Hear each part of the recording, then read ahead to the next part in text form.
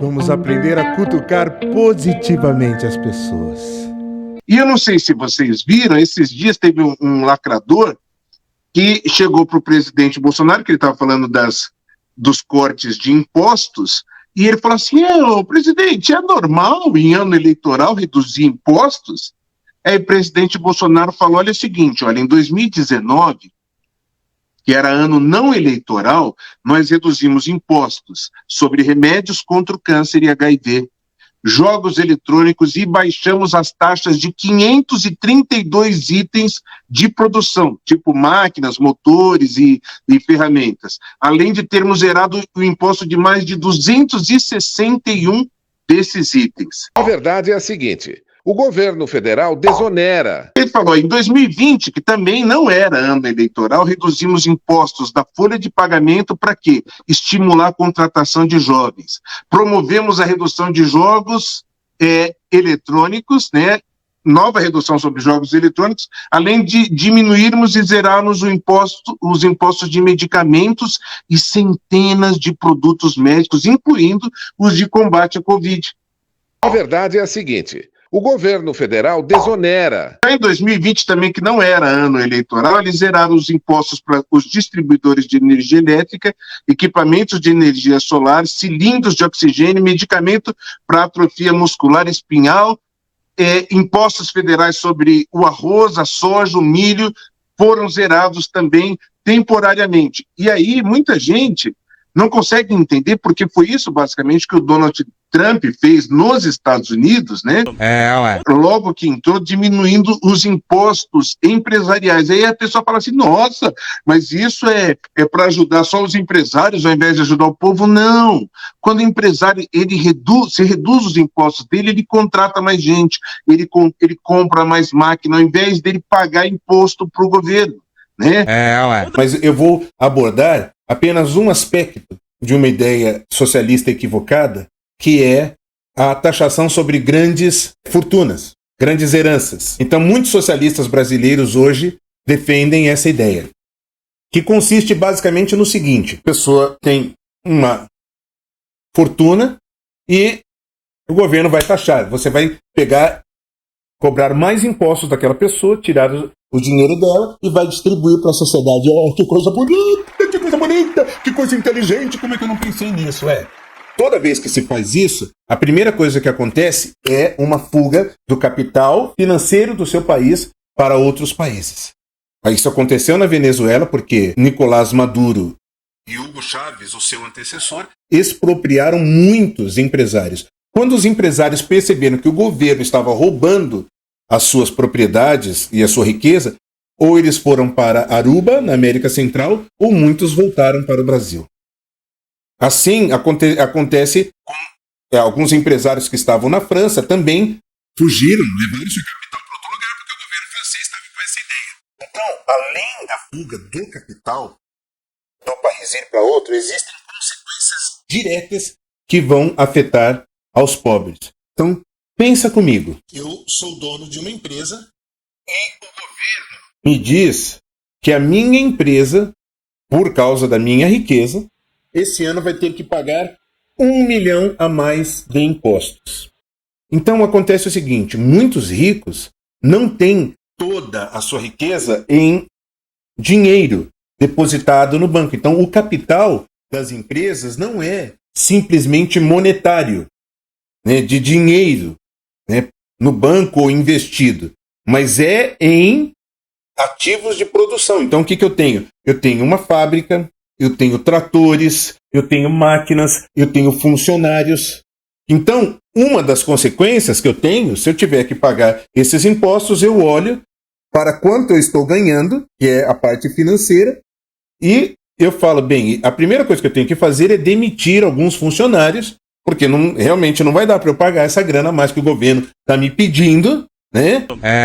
Que é para ajudar aos pobres. Maravilha, eu quero ajudar os pobres, então eu vou demitir alguns dos meus funcionários. Então esses meus funcionários vão ficar sem emprego imediato. Que merda, hein? Sabia não? É a primeira solução que eu tenho. Downsizing, que é diminuir o tamanho da minha folha de pagamento. Como empresário, eu vou ter basicamente 3 alternativas. Primeira, downsizing. Downsizing, que é diminuir a minha folha de pagamentos, demitir pessoas. Segunda é eu olho e falo assim, bem, dá para reduzir isso, dá para reduzir aquilo, que beleza. Então, eu corto insumos que eu uso. E a terceira é eu me dispor de parte desse patrimônio que eu tenho, desses ativos, em imóveis, em máquinas, para pagar esse imposto.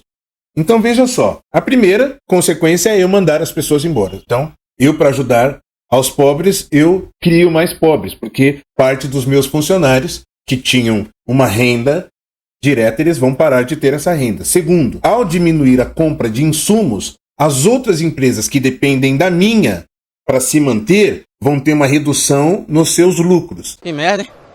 Sabia não?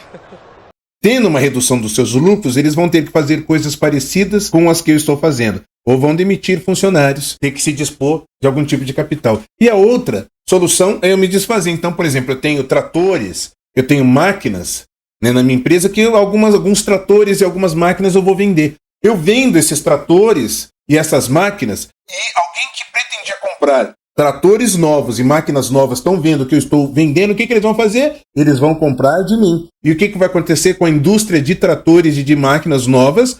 Vai vender menos. Ao vender menos, eles vão ter menos lucros. Então acaba acontecendo uma reação em cadeia. E reação em cadeia o que é? Eu pego uma coisa de baixo e puxo sem pensar que aquilo está afetando outras pessoas. Que merda, hein?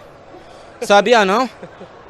E aí ele explicou que essa redução, que inclusive o Alexandre de Moraes impediu do presidente Bolsonaro fazer, não é uma tática eleitoral, né? Ao contrário, né? Que isso que o presidente está fazendo já é uma política permanente de redução de impostos, que é basicamente a ideia do Paulo Guedes, né? Você não tributa a população e a economia cresce. Ele vai poder comprar alguma outra coisa, em algum outro lugar, num cabeleireiro, em alguma outra coisa assim. Dá para entender isso? E a poupança de cada um é que dá a capacidade da pessoa comprar, né?